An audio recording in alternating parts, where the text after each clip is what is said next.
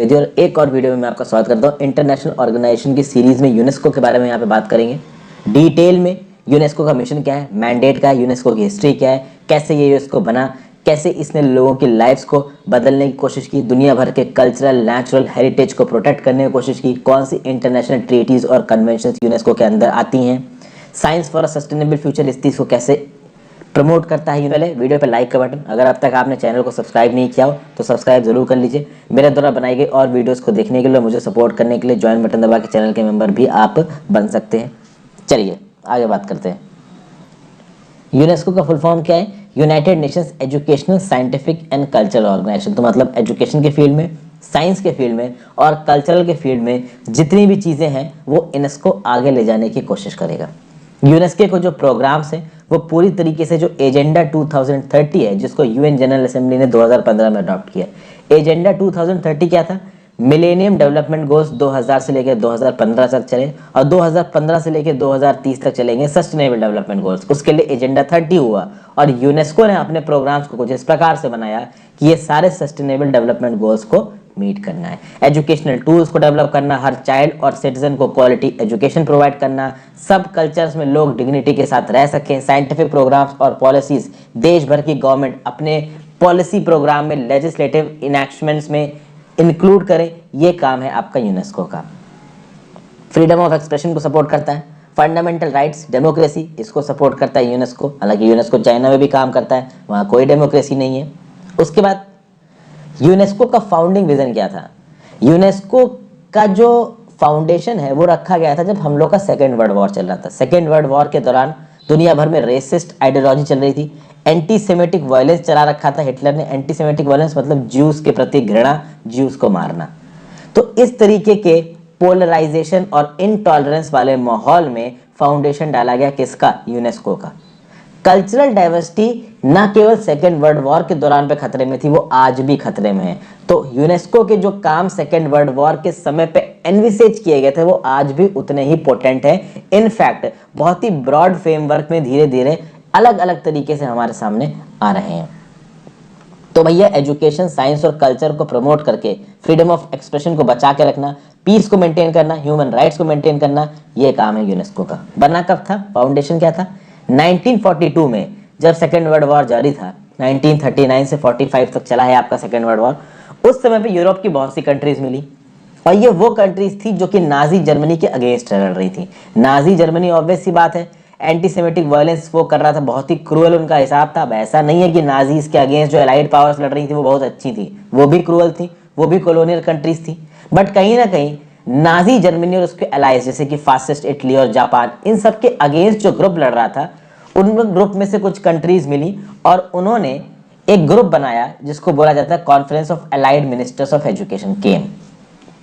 अभी world war 2 के खत्म होने के कोई भी आसार नहीं दिख रहे हैं, बट कहीं ना कहीं इन लीडर्स के अंदर एक आशा थी कि आगे आने वाले समय में वर्ल्ड वॉर खत्म होगा और जब खत्म होगा तो हम अपने सिस्टम्स को, खासकर एजुकेशन के सिस्टम्स को किस तरीके से रिकंस्ट्रक्ट करेंगे, ये बोला केम ने।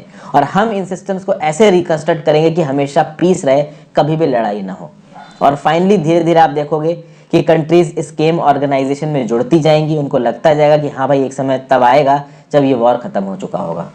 और फाइनली लंदन में एक बैठक होगी 1 से 16 नवंबर 1945 में, जब केम के प्रपोजल पे a UN conference for the establishment of an educational and cultural organisation के ऊपर बातचीत होगी। और आप देखिए ये कॉन्फ्रेंस ऑलमोस्ट उसी समय ओपन हुई थी जिस समय पे ये जंग खत्म हुई थी। उस समय पे 44 कंट्रीज ने डिसाइड किया था कि इस ऑर्गेनाइजेशन को हम लोग बनाएंगे। ओके, आगे बात करते हैं। अभी इतनी सारी चीजें इतनी इंपॉर्टेंट तो है नहीं, मैं बहुत ज़्यादा डिटेल में कवर कर रहा हूँ यूनेस्को को। ज़्यादातर तो एग्जाम्स के पर्सपेक्टिव से 2-3 लाइन पढ़ा के आगे बढ़ जाते हैं, बट जितना ज़्यादा हो सके उतना ज़्यादा बताने की कोशिश कर रहा हूँ। एजुकेशन जिंदगियों को बदलती है और यूनेस्को जो कि केम के थ्रू बना था, केम बना ही एजुकेशन के लिए था। वो अलग बात है कि एजुकेशन में साइंस और कल्चर को भी घुसेड़ के एक ओवरऑल ब्रॉड एजेंडा लेके आता है कौन? यूनेस्को। यहाँ पे क्या बोला गया है? Organization is the only United Nations agency with a mandate to cover all aspects of education. Education के सारे एस्पेक्ट्स को कवर करना यूनेस्को की रिस्पॉन्सिबिलिटी है। ग्लोबल एजुकेशन 2030 एजेंडा जो कि सस्टेनेबल डेवलपमेंट 4 इसको मीट करने के लिए यूनेस्को ने क्या चला रखा है, एजुकेशन 2030 फ्रेमवर्क फॉर एक्शन। तो भाई रीजनल लेवल पे एजुकेशन लीडरशिप, ग्लोबल लेवल पे लीडरशिप, एजुकेशन सिस्टम्स को दुनिया भर में स्ट्रांग करना, प्री स्कूल से लेके हायर स्कूल तक की एजुकेशन को स्ट्रांग करना, ग्लोबल सिटीजनशिप के कंसेप्ट को प्रमोट करना, सस्टेनेबल डेवलपमेंट के प्रोसेस को प्रमोट करना, human rights, gender equality, health, HIV AIDS से लड़ना, टेक्निकल वोकेशनल स्किल डेवलपमेंट, सब कुछ एक बहुत ब्रॉड मैंडेट है यूनेस्को का। यूनेस्को डायरेक्टली और इनडायरेक्टली इन्वॉल्व है सारे के सारे 17 सस्टेनेबल डेवलपमेंट गोल्स को इंप्लीमेंट करने के लिए। यूनेस्को की बात कर लीजिए, अभी तक मैं आपको इससे पहले यूनाइटेड नेशंस एनवायरनमेंट प्रोग्राम बता चुका हूँ, यूनाइटेड नेशंस डेवलपमेंट प्रोग्राम बना चुका हूँ, और मैंने बताया था कि वो दोनों प्रोग्राम कहीं ना कहीं सस्टेनेबल डेवलपमेंट गोल्स के साथ जुड़ते हैं। यूनेस्को भी कोई एक्सेप्शन नहीं है, वो भी इन 17 डेवलपमेंट गोल्स के साथ जुड़ता है। कौन कौन से हैं, अगर आप याद रख सको नंबर वाइज बहुत अच्छा होगा, इसलिए एक एक लाइन मैंने बता दिया यहाँ पे कौन कौन से सस्टेनेबल डेवलपमेंट गोल्स हैं। Number 1 no poverty, number 2 zero hunger, आप इनको पढ़ सकते हो। और एग्जाम्स में अगर आप सस्टेनेबल डेवलपमेंट गोल के नंबर को उसके टाइटल के साथ कोट कर सको तो भाई नंबर अच्छे मिल सकते हैं। फिर protecting our heritage and fostering creativity, UNESCO ने बहुत से कल्चरल कन्वेंशंस चला रखे हैं ताकि इंटरनेशनल कोऑपरेशन किया जा सके, एक ऐसा गवर्नेंस सिस्टम बनाया जा सके दुनिया भर में जहां पे कल्चरल होमोजेनिटी नहीं भी है तो भी डाइवर्स कल्चर एक जगह पे आके एक दूसरे की तरफ म्यूचुअल रिस्पेक्ट रखें, कम्युनिटीज के बीच में कोहेशन हो, आइडेंटिटी पॉलिटिक्स के नाम पे लड़ाई ना हो, और प्लूरलिस्टिक और इंक्लूसिव सोसाइटी को बनाया जा सके। और इन इंटरनेशनल ट्रीटीज का काम क्या है, ताकि ये प्रोटेक्ट कर सकें और सेफगार्ड कर सकें दुनिया की नेशनल और कल्चरल हेरिटेज को, जिसमें ancient archaeological sites, intangible and underwater heritage, museums collection, oral traditions and other forms of heritage, हर प्रकार का हेरिटेज आता है। ये कौन सी इंटरनेशनल ट्रीटीज हैं, तो ये उन ट्रीटीज के नाम लिखे हुए हैं दोस्तों। पहली आपको नजर आ रही है the convention on the protection and promotion of diversity of cultural expression 2005, फिर convention for safeguarding the intangible cultural heritage 2003, universal declaration of cultural diversity, और बाकी सारी आप पढ़ सकते हो, ज्यादा आपने सुनी नहीं होगी।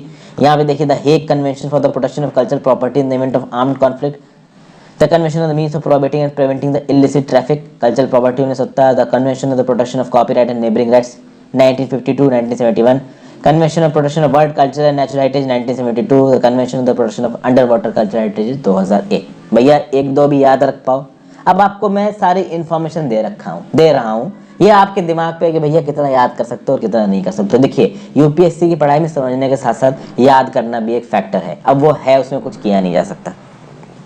फिर science for a sustainable future में यूनेस्को क्या करता है, साइंस, टेक्नोलॉजी और इनोवेशन की फील्ड में कंट्रीज को असिस्ट करना काम है यूनेस्को का।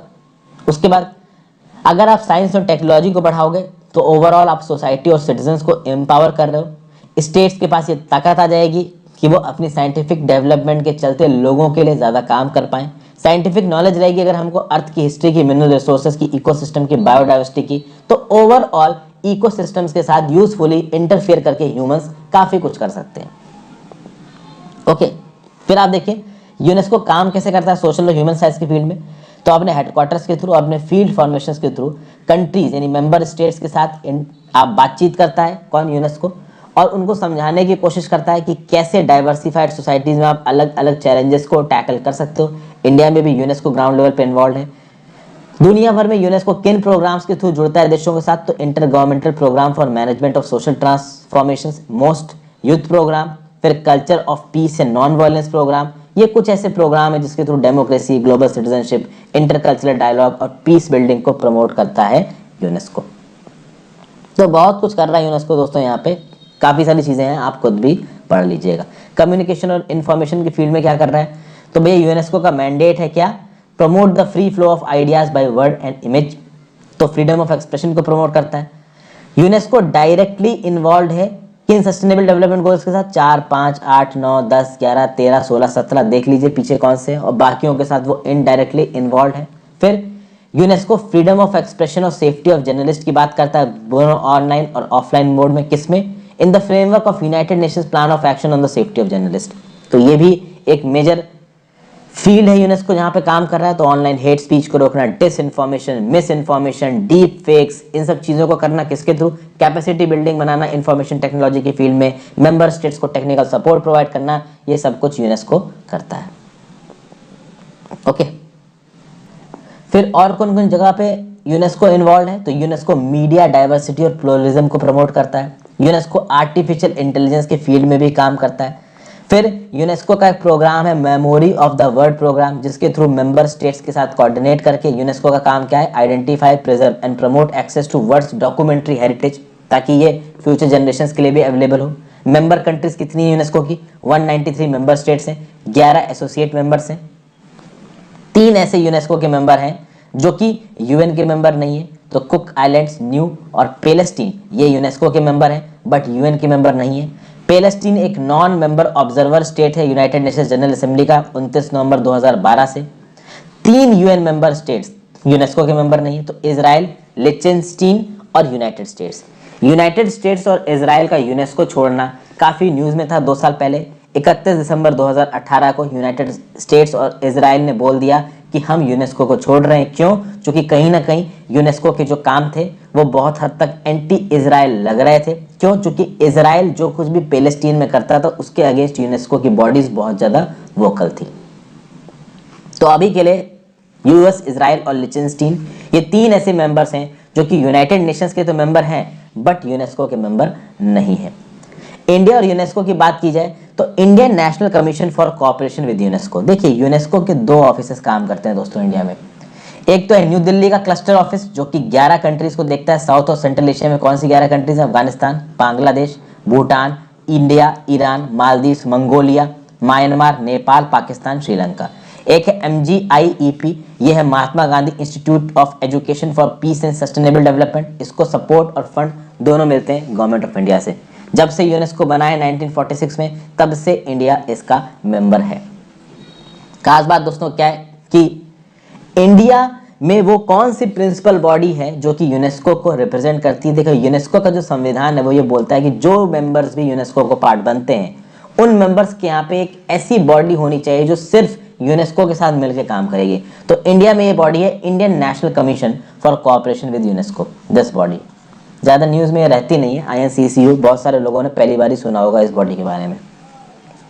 फिर यूनेस्को वर्ल्ड हेरिटेज साइट्स की बात कर लेते हैं। देखिए वर्ल्ड हेरिटेज साइट एक ऐसी साइट होती है जिसको यूनेस्को ने आइडेंटिफाई किया है एक डिस्टिंक्टिव कल्चरल या फिजिकल इंपॉर्टेंस के चलते, और ऐसा बोला गया कि ये ह्यूमैनिटी के लिए इंपॉर्टेंट है। नेचुरल और कल्चरल साइट्स को कंजर्व करना, आइडेंटिफाई करना, मेंटेन करना, ये काम है किसका?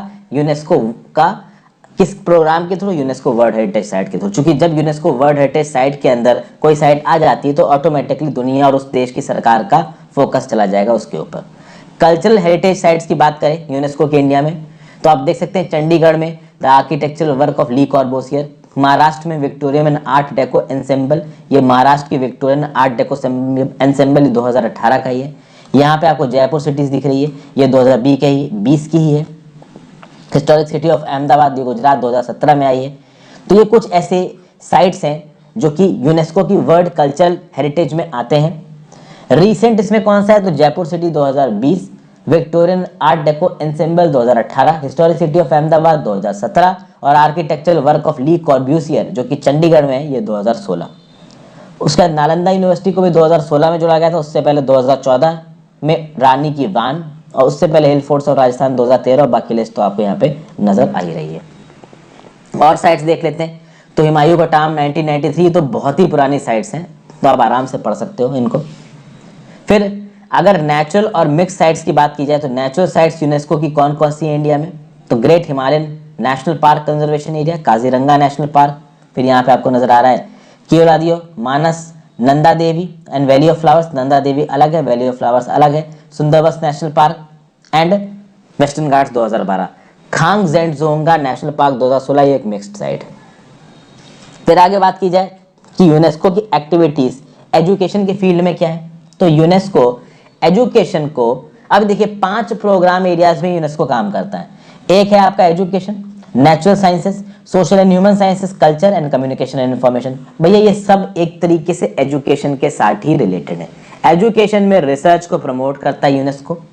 ओके, अगर बात की जाए किन किन इनिशिएटिव्स के थ्रू दुनिया भर में यूनेस्को एजुकेशन को प्रमोट करता है, तो यूनेस्को चेयर्स के थ्रू प्रमोट करता है। इंटरनेशनल नेटवर्क है 644 यूनेस्को चेयर्स का, जिसमें 770 इंस्टीट्यूशन है 126 कंट्री में। Environmental conservation organization, conservation against discrimination in education, organization of international conference, pollution, सब है, आप पढ़ लीजिए, इतना डिटेल में जाने की जरूरत है नहीं। कल्चरल फील्ड में क्या एक्टिविटीज है यूनेस्को की, यहाँ पे दिख रखा है। तो ग्लोबल जियो पार्क्स नेटवर्क है, बायोस्फीयर प्रोग्राम चला रखे हैं, program on the man and biosphere reserves, city of literature 2007। फिर नीचे देख लीजिए world heritage sites, world digital library. तो कल्चरल फील्ड में इस तरीके से यूनेस्को अपने प्रोग्राम को दुनिया भर में चलाता है। आगे बात की जाए, जो इनटेंजिबल कल्चरल हेरिटेज लिस्ट है इंडिया की, उसमें क्या क्या है, ये भी यूनेस्को द्वारा रिकॉग्नाइज्ड है। तो आप देख सकते हैं, traditions of Vedic chanting, Ramlila, Kutiyattam, Ramman, Mudiyettu, Kalbelia, Chhau, Buddhist chanting of Ladakh, Sankirtana, traditional brass and copper craft of utensil making of the Thatheras of Jandiala Guru Punjab, yoga, नवरूज और कुंभमेला, ये इनटेंजिबल कल्चरल हेरिटेज लिस्ट में आते हैं। आगे बात की जाए इंपॉर्टेंट इनिशिएटिव्स क्या हैं यूनेस्को द्वारा चलाए गए, बहुत डिटेल में इन इनिशिएटिव्स में घुसने की जरूरत नहीं है। पहला वर्ल्ड हेरिटेज कन्वेंशन 1972 का, जो नेचुरल कंजर्वेशन और कल्चरल प्रॉपर्टीज को बचाने की बात करता है। Man and the biosphere program, ये एक इंटर गवर्नमेंटल साइंटिफिक प्रोग्राम है जो पीपल और एनवायरनमेंट के रिलेशंस को खंगालता है। International geo science and global geo park program, ये भैया जियो साइंटिस्ट का एक ग्रुप है जो इंटेलेक्चुअल कैपेसिटी को बढ़ाता है, रिस्पॉन्सिबल रिसोर्स एक्सट्रैक्शन करता है। फिर international hydrological program, water assessment program, international basic sciences program. तो ये कुछ प्रोग्राम्स है जो दुनिया भर में यूनेस्को चला रहा है, याद रख सके तो याद रख लीजिए, कहीं कोई क्वेश्चन आए तो आप इसको कोट कर सकते हो। कहीं भी कभी ये जो प्रोग्राम्स है ये न्यूज़ में रहते हैं तो उस समय पे समझ में नहीं आते हैं, क्योंकि यूनेस्को के अंदर बहुत से ऐसे प्रोग्राम्स चल रहे हैं, सारे इंपॉर्टेंट मैंने आपको बता दिए, जितना डिटेल तरीके से यूनेस्को समझा सकता था समझा दिया। Thank you for watching, have a great day.